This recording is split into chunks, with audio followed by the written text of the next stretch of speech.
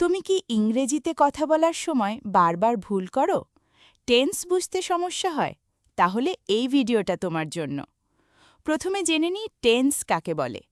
Tense হল এমন একটি ব্যাকরণিক রূপ যা দ্বারা বোঝায় কোন কাজ কখন ঘটছে, অর্থাৎ বর্তমান, অতীত না ভবিষ্যতে।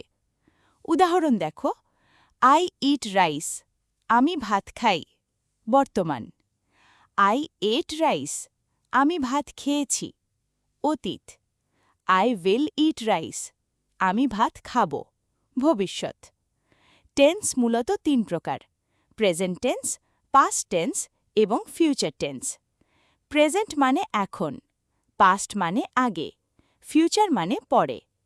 প্রতিটি টেন্স আবার চার ভাগে বিভক্ত: সিম্পল, কন্টিনিউয়াস, পারফেক্ট এবং পারফেক্ট কন্টিনিউয়াস। তাহলে মোট টেন্স সমান 12টি। এবার জানি টেন্স শেখা কেন গুরুত্বপূর্ণ। সঠিকভাবে ইংরেজি বলতে সাহায্য করে, ভুল ছাড়া বাক্য গঠন করা যায়, রাইটিং স্কিল উন্নত হয় এবং কনফিডেন্স বাড়ে।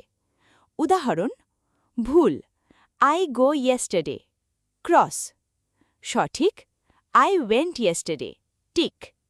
তাই মনে রাখবে, টেন্স শেখা মানেই ইংরেজিতে স্ট্রং হওয়ার প্রথম ধাপ।